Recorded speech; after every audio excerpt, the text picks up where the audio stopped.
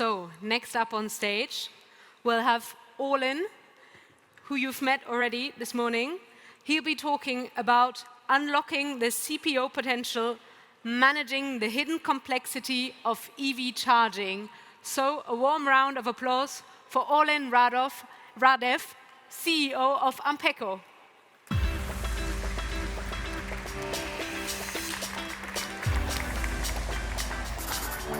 Stage is yours.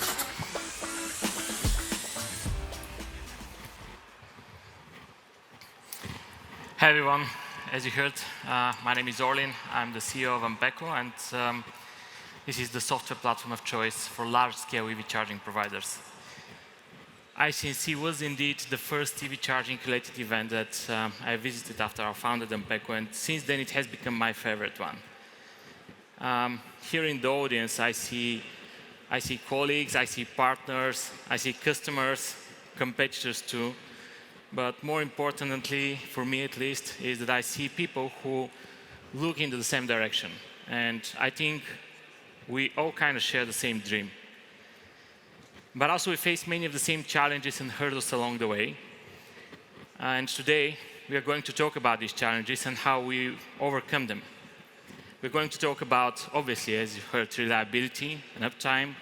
We're going to talk about interoperability and in the larger topic of ease of use. And we are going to talk about scalability, regulations, but also how we deal with all of these while aiming to achieve profitability. But before we dive into the topic, I think maybe some of us have been sitting for too much already. So I want to do a quick test. I want to ask the ones of you who have traveled over 500 kilometers on an EV trip. Don't just raise your hands. I really haven't asked. Just stand up. Okay, let's move. Stand up, guys. Over 50 kilometers. Okay, we are all EV enthusiasts, so I expected so. But now, did you have a flawless trip? Did you experience zero problems with EV charging? Because if you didn't have any EV charging problems, you can now sit down. Some people are still standing though, and I think I want to see less people standing up and having a more flawless EV charging experience. And I hope by the end of today's event and this event in general, we'll have a better grasp on what it takes to do so. For now, please take your seats. Let me tell you a personal story. It's about when I first started AMPECO. It was almost 6 years ago, and it was the end of August 2018.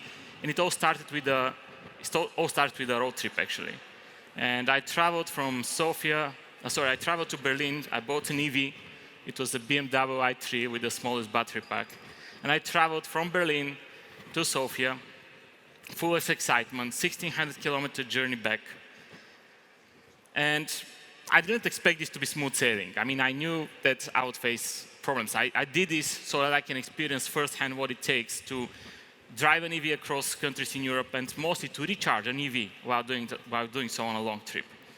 But man, did I get what I was looking for. Because the problems that I experienced, it ended up taking me 36 hours to get this trip done, and it took 22 charging stops. And I did get to experience the problems of our industry, and there were quite a lot then. From wrong locations, broken chargers, dozens of applications, even back then, convoluted ways of starting, charging, and paying, to slower than expected charging speeds, to unexpected interruptions, and more. But this trip, as frustrating as a tiresome as it was for me personally, it only strengthened my resolve to jump into the EV charging space and be part of the solution. And so with over 10 years of experience in building software that addresses real-life problems, I knew that the software can help solving many of these issues that I got to experience firsthand. Fast forward to today, AMPECO powers 150 CPOs and EMPs globally, some of the biggest ones as well. We operate on 6 continents and have customers in more than 60 markets. Our customers operate directly 120,000 charge ports, and there are 100,000 more to be migrated to the platform in the next 6 to 12 months. This scale and global coverage allows us to encounter pretty much every use case in the EV charging space.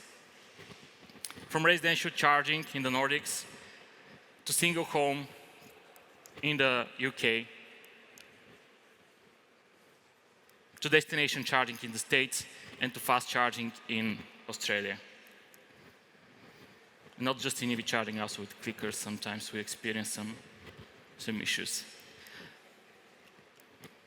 But as we enable our customers in their use cases, all across different use cases, from residential to public, we get to see what are the challenges that they face and gain valuable insights into their business and into what they have to overcome. And if there's one thing that is very clear from these many conversations that we have with our clients is that there's no easy business in EV charging. If you think that you can make quick money here, I mean, you're in the wrong industry. It's a sector for serious long-term stakeholders who eventually would become the market winners and consolidators in a few years. I'm sure you all can appreciate and already understand very well how complex this industry is. And I'm sure you also understand what's at stake here. Because if we don't manage to, if we don't learn to manage this complexity, there's a lot at risk. From losing customer trust and market share, to diminishing returns and slow growth. And eventually, this leads to slower EV adoption and to the increased pressure for all of us. We know of such examples already. We don't want to see this in red. So what are the factors that are contributing to this complexity and why is this happening?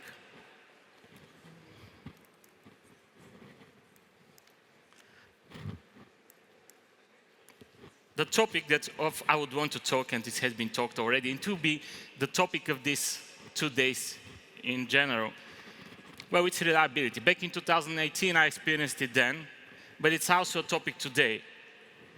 And it's just that in other industries, you would expect near to 100% reliability, and we are barely being able to get to something like 68%, according to EQG, which is just a study that I'm referring to. And we're seeing that a recent report showed that in the US, 36% of charge point chargers were non-functional, and EVgo's figures were slightly better with just 25%. And 18% of failed sessions. I mean, we heard the 11% digital for Europe. I think this is not even the percentage. I think I'm happy with 11% if this was the state today. I think it's not. And I think it's unproportional in some networks. So the average may add up to 11%, but it's only because there are some outliers that are doing very well on this. And probably they have fewer interoperability problems that many of us are facing today. But let's just imagine that somehow we invest enough and we solve reliability. Next week, all chargers worldwide, 100% reliable. We still have other problems to solve. This wouldn't be all of it. Because one other big problem we have is the ease of use. And while a big part of it has to do with interoperability, it's not just about that.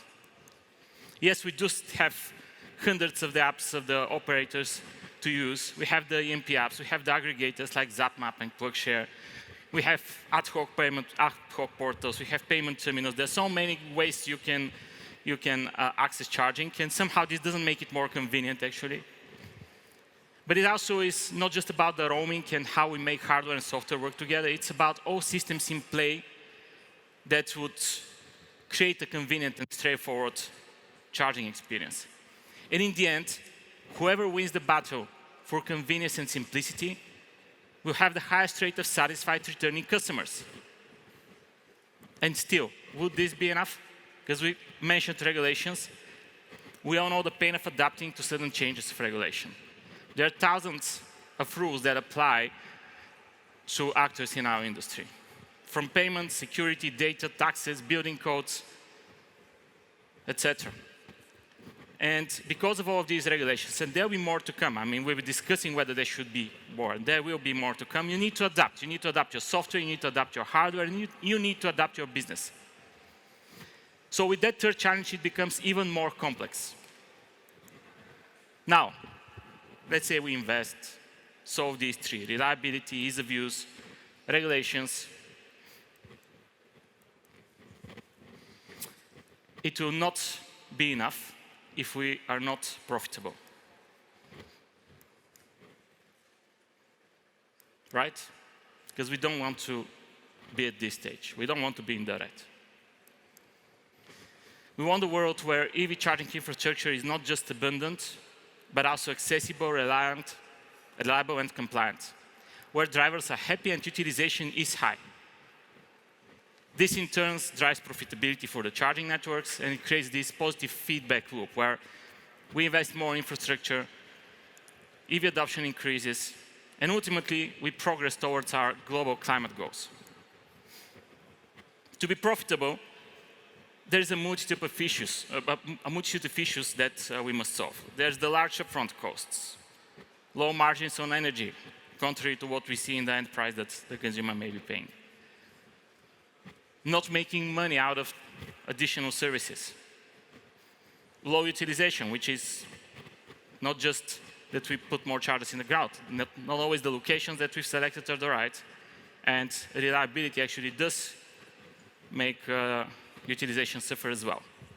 But also we stumble with some basic things, like, for example, if you're managing a network today, are you even able to accurately measure the profitability of your charge ports to account for the actual costs that go into having these charging stations in the ground?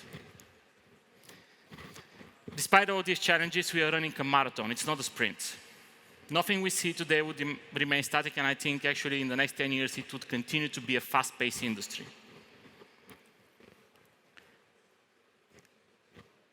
This post actually has been mentioned before. I think we share the notion. This is a post from a lecture CEO on LinkedIn, and the comments in this below his post actually show that we do seem to recognize these challenges as an industry. Picture these challenges as a hurdle on the track of our journey. You've been jumping over these with skill and determination, one after the other, tirelessly. And it looks like there's no end in sight. And what we need to be focusing is instead how to manage all of it. How to jump higher and further.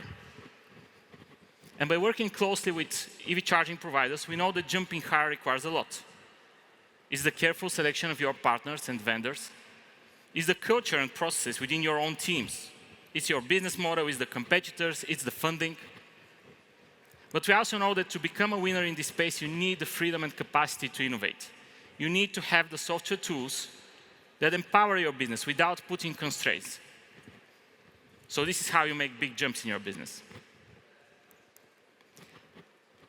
We at AMPECO, we are on a mission not just to build a powerful CPMS. We've built a charging management system that is designed to tackle these challenges by providing a wide and robust foundation on which EV charging providers can build their unique software stacks. For us, software should be an enabler, a tool that gives you this wide foundation so that it addresses the fundamental needs and challenges, so you don't need to invest time and effort to develop these solutions yourself. With the right software stack, managing the complexity that comes from challenges such as reliability, ease of use, interoperability, regulation, it just becomes easier. And this allows you to focus on the areas where you can truly differentiate your business and create unique value for your customers. And this is how we believe you jump higher and further. Let's take as an example one of our early customers, a company who's serving fleets. And when they first approached us, they were doing everything in-house, from manufacturing the hardware to building their own backend, also charger communication, fleet functionalities, everything. They were doing it in-house. At that time, they were facing significant opportunities with large fleets, but they need to be able to integrate with hardware from other vendors. They needed to be able to offer some advanced monitoring and remote troubleshooting capabilities and load balancing. They estimated that to close the gaps that they had, it would take them 12 months of intense effort to develop in-house. Instead, they partnered with us, leveraged our APIs, and focused on improving the fleet management functionalities, which was the core value they're creating for their customers. And instead of 12 months, it took them 3 months to close the gaps. Those saved 9 months made the difference between securing the largest e-commerce company in the world as a customer or missing it out entirely. And since then, it actually has played a vital role in them being successful in repeating this and now serving other big customers in the space. Because what they did was they focused on innovation. They didn't spend their resources, didn't waste them on the fundamentals. They are now successful because they focused on what really brings value to their customers. Another example I just want to give is a major OEM facing the challenge to catch up on Tesla, but catching up wasn't really just enough. They needed to differentiate themselves in the market and deliver unique experiences in line with their luxury brand and high-end customer base. And they had some quite ambitious goals. They wanted to provide an exceptional home charging experience while at the same time building up a public charging network on their dealerships and offering public charging both to their individual customers and large fleet customers, and do all of this in a tight time frame.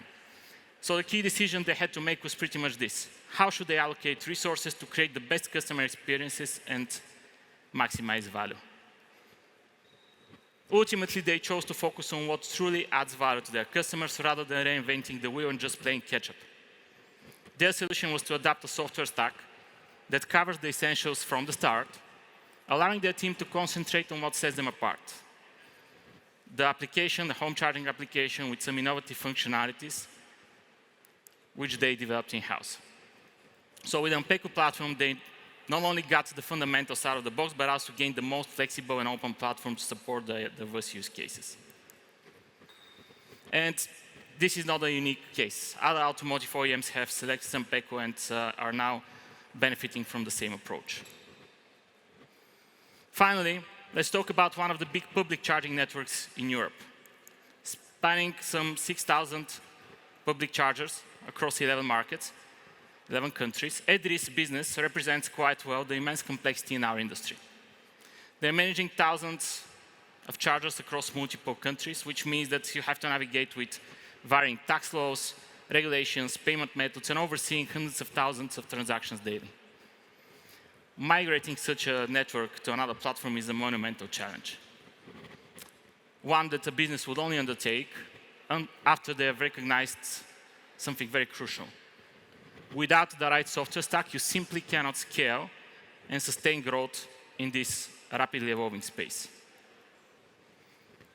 In AMPECO, Andrew found the platform with the best matching feature set for their needs today, for their current use cases, but also the one that's the best possible future-proof choice, given their ambitious plans for 30,000 chargers by 2030.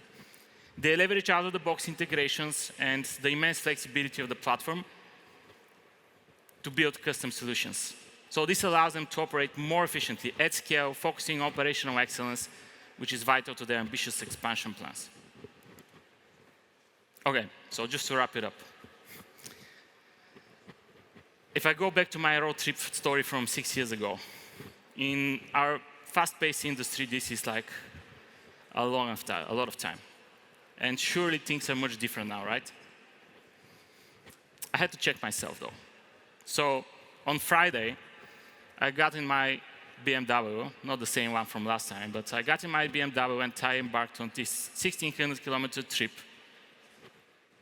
This time from Sofia to Berlin. I drove here, it took me 2 days. And while the car was not the same, I did face many of the same challenges. And it has been an era. I mean, between then and now, my company didn't exist. Many of the companies that are doing the EV charging, active in EV charging space didn't exist. But we did face many of the same problems. Well, I didn't have to detour that much. There are plenty chargers available on my way, which is great. But I still got to experience slower than expected charging speeds. There were broken chargers. There was amazingly convoluted ways of starting charging and paying for charging. So it still seems that we have a lot to do. And I don't want to repeat this in another 6 years and have a similar outcome. And I know it takes a lot to tackle everything that goes into making EV charging reliable, convenient, secure, and compliant. But I believe that with the right software stacks, it becomes easier and more manageable. So let's work together to bring us to the dream state, so that when we gather here next year, we can be proud and we can share our success stories, and we can know that we are a little bit closer to this dream state. If you want to learn about AMPECO and how we can help achieving this, come to our booth. We also have a masterclass in the afternoon where we're talking about the software stack that large-scale EV charging providers use and which part they buy, which part they build. So check it out as well. It will be available for on-demand streaming in the next couple of weeks as well. Thank you so much. It's been great for me to be here with you. I hope to talk to many of you during the next day and so. And yeah, let's bring the industry further together.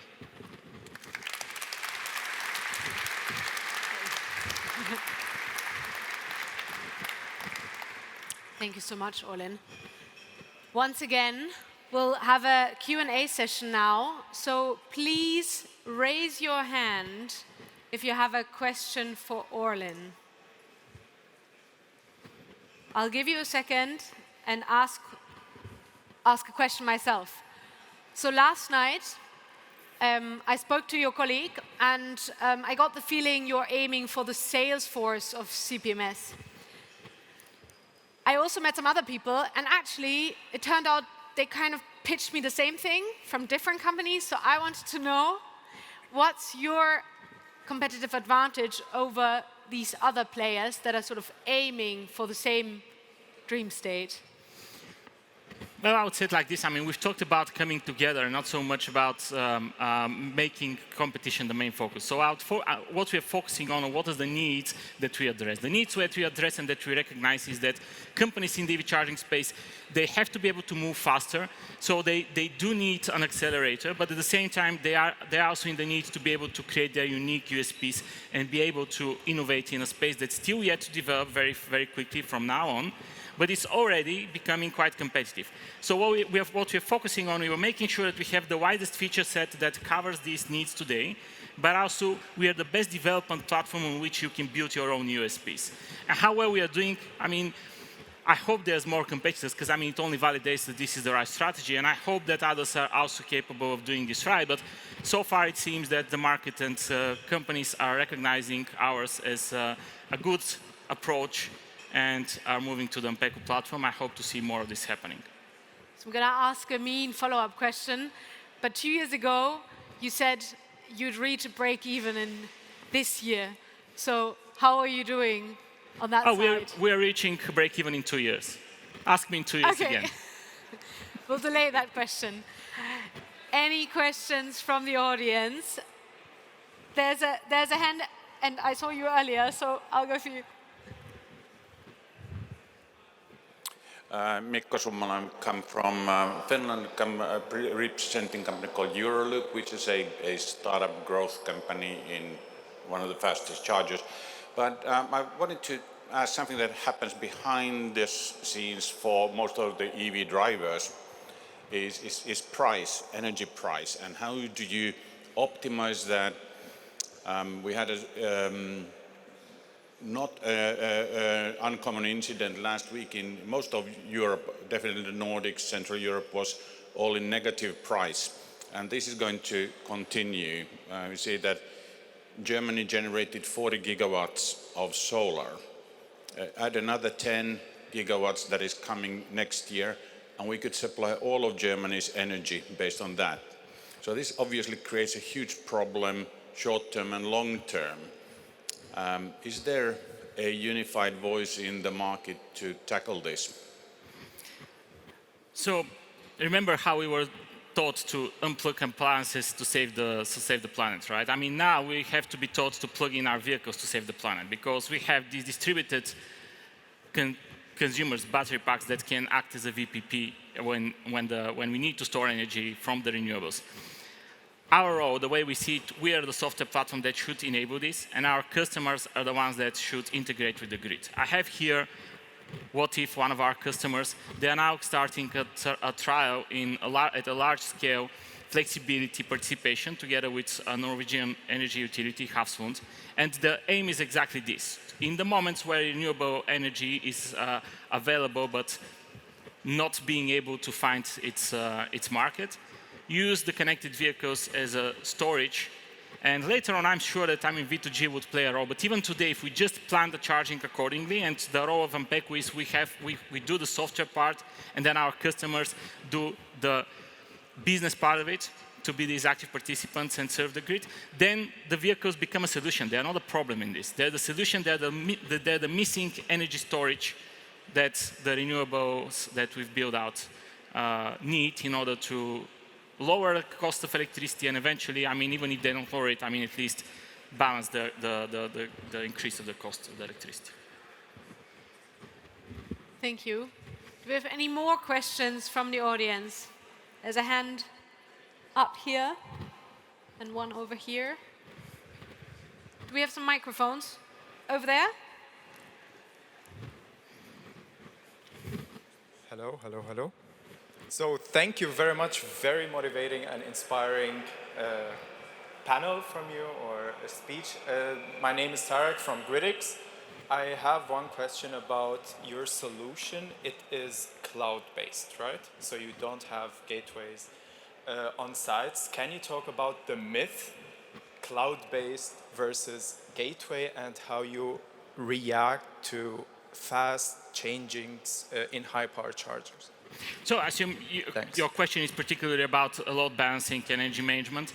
The way we're building the platform is we see this as the wide set of features that need to be available to the type of customer that's using us, which are the CPOs, whether they do residential fleet or public charging. But it's not the final tech stack that they're using. So we're making sure that we have as much as possible out-of-the-box integrations with systems that can add value for particular use cases, or maybe for quite wide use cases.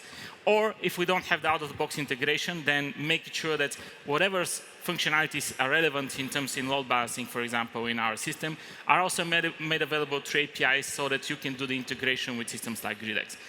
I don't believe that cloud-based power management fits all use cases. I think it's a low-hanging fruit for many occasions where you have dedicated power connection and you just want to share it across multiple chargers. So maybe you have a building that can't jump quickly. So if you have a production facility that can suddenly jump in consumption and you're balancing this together with the chargers, probably you should go for a hardware-based solution that can offer the response time that you need. But in other cases, like you have a housing association and you just want to electrify all of the parking spaces, but also being able to meet the restrictions of the local grid connection, when the cloud-based solution is good enough for this case. I think we have time for one more question. We had one over here.